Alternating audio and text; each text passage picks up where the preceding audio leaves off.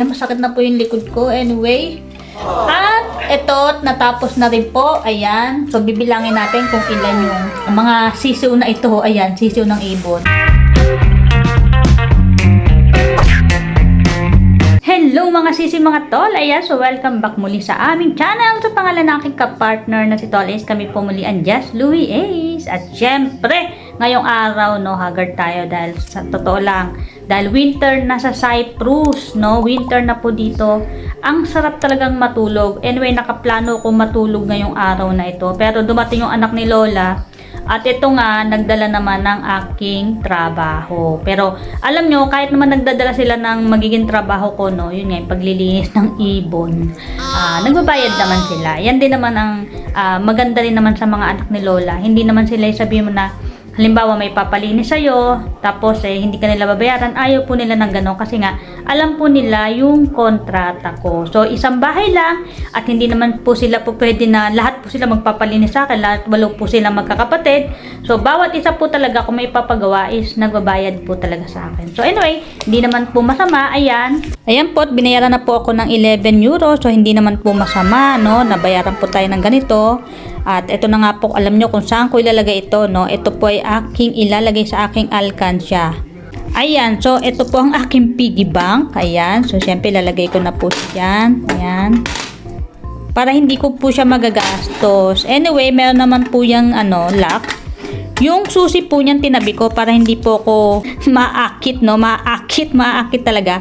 Na kukuha ng laman ng aking alkansya. Anyway, ayoko talaga. Gusto ko siya. Ayan. So, may mga ibang buo na rin ako nilalagay eh. Siguro, mga 1 year pa yan bago mapuno siya. Ay, hindi naman siguro. Ito yung mga ibon. Ayan. So, ganyan po siya karami. Hindi ko po nabilang kung ilan lahat, no? Pero mamaya, after, bibilangin natin kung magkano yan. So, hindi rin po ganun kadali ang maglinis ng ibon. Napakahirap din pong linisin ng mga yan. Nung una, hindi ko po talaga alam kung paano linisin. So, tinuruan na lang po talaga ako ng anak ni Lola, no? Dati hindi ko kasi tinatanggal yung laman ng yung mga laman loob niya, hindi ko tinatanggal. So, sabi sa akin, yun nga, hiwain ko dyan or guntingin ko para matanggal ko yung laman loob. Hindi naman ganun karami yung laman loob ng mga ibon. Okay, sa pagpe-prepare po ng paglilinis ng ating ibon, hindi po mawawala aking sunglasses. Ayan, dahil tayo po ay farsightedness at kailangan po natin ng sunglasses. Okay, so kailangan ko rin po ng tiyane. So, bakit tiyane? Kasi po, ang ibon ay may mga maliliit po na balahibo. Ayan, kung makikita yung mga balahibo sila. So, para hindi po mananakit yung aking kuko, dahil sa matagal naman din po akong naglilinis ng ibon, no? Ang ginagawa ko po is, ganito po, ayan. Yan. So, parang mas madali po sa akin siya, yung tsatsaniin na lang. So, kailangan ko po talaga ito. I prepare for this. Ayan. At kailangan ko rin po ng gunting. Ayan. So, yung gunting po talaga na pang kitchen na. Kasi, bakit? Ayan po, puputulin ko yung nguso ng ibon. Ayan. Pero bago ang lahat pala, kailangan ko muna mag-apron. Ayan. So, itong apron na ito, ayan, mula pa sa Pilipinas yan. Ayan, iboboto ayan, ang 2020. Nung umuwi po ako ng Pilipinas, ayan, kinuha ko po ito. Noong 2022, umuwi po ako ng Pilipinas. Pinadala na po sa akin to ng aking nanay. Nagunting na natin ang nguso. Ngayon naman po, ang kanyang katawan. Ayan. So, gunting po yung gamit ko. Ayan, kung makikita nyo, nakabukas na po, no? Ang gagawin ko po dito, nilalagay ko po yan dito yung kanyang laman loob. Kasi, marami po akong alagang pusa. At, pakukuluan ko po yan, lalagyan ko po ng konting asin para hindi po natin maitapon lang. Kundi kakainin din po ng mga pusa. Pero dapat lutuin natin. Ngayon po, ayan, kukunin ko na yung kanyang mga laman. Ayan, di ba? Pasintabi lang po sa mga kumakain. Ayan. So, hindi naman po nakakadiri. Nung una, siyempre, ganun yung nararamdaman ko. Pero, kinatagalan, sila nga kinakain nila di ba? Bakit pa tayo mag-iinarte? Yan po, nalinis ko na siya, yung kanyang laman loob.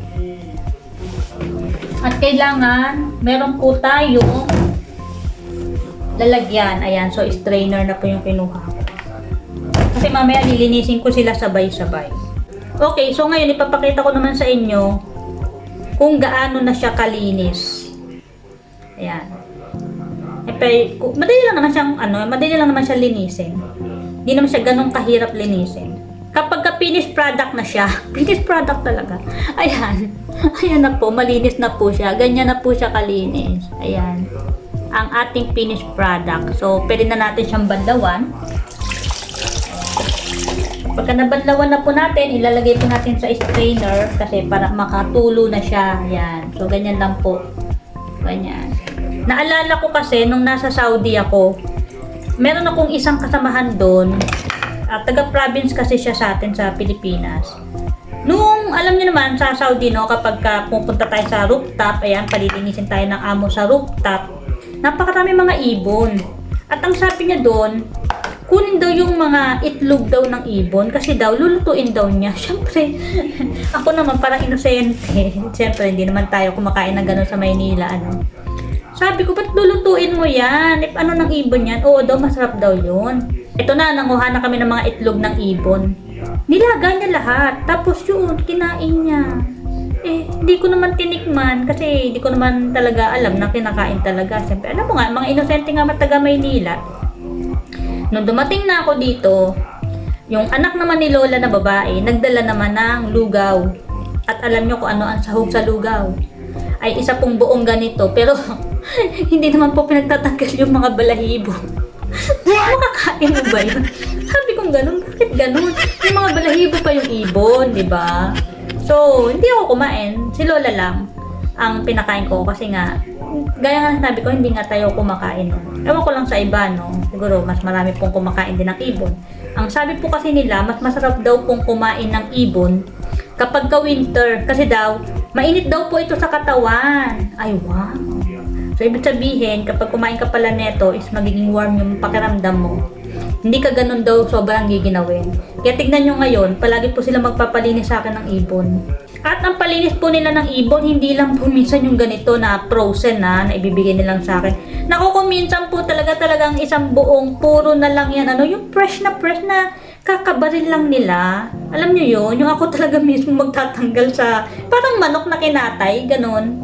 Yung po ang gagawin, sa totoo lang, dito lang po talaga ako natuto na maglinis ng ganito.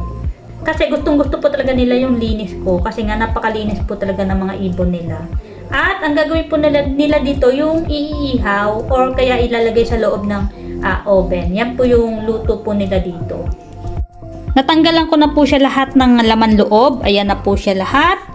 At eto na po yan. Nilagay ko na po sa kawali para mailuto at maipakain sa mga pusa. Kasi sayang naman, no? Lalagyan ko lang naman siya ng asin.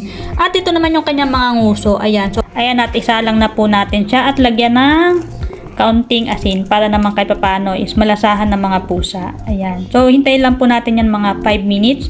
Ay okay na yan at pwede na siyang patayin, palamigin at para maibigay na sa kanila. Ayan, so nalosyang na ako sa paglilinis ng ipon. Actually, masakit na yung likod ko, sa totoo lang. Dahil magdadalawang oras na rin ako naglilinis. Pero, ito't marami na rin naman ako nalinis. Ayan. So, mamaya bibilangin ko kung ilang piraso yan. Pero kahit mabilangin ko, bayad na rin po yan. Pero, ilan na lang naman ang natitira. So, meron pang 4 na piraso. Pero, nagpahinga rin ako at nagmerienda. So, ganito talaga ang buhay ng isang OFW. Hindi ka pa pwedeng aayaw. Kung halimbawa bibigyan ka man nila ng part-time kasi binabayaran ka naman nila. At alam nga nila dito na wala naman ako masyadong trabaho. Kaya eto, binibigyan nila ako ng trabaho pero merong bayad. Hindi kagaya po ng ibang mga amo, no, na hindi sila nagbibigay ng bayad dahil nga ang sabi nila is part naman daw ng trabaho. Which is ako po dito, hindi po talaga. Sunod po talaga sila sa kontrata. Ayan mga sisi, mga tol, after 2.5 hours, ayan, masakit na po yung likod ko, anyway. At ito, natapos na rin po, ayan. So, bibilangin natin kung ilan yung mga sisiw na ito, ayan, sisiw ng ibon. Ayan, at kausap ko na si Ace. Ayan, Ace, ba, ano ka naman? Kaway-kaway ka naman. Hello, mga tol. Okay, so bibilangin natin.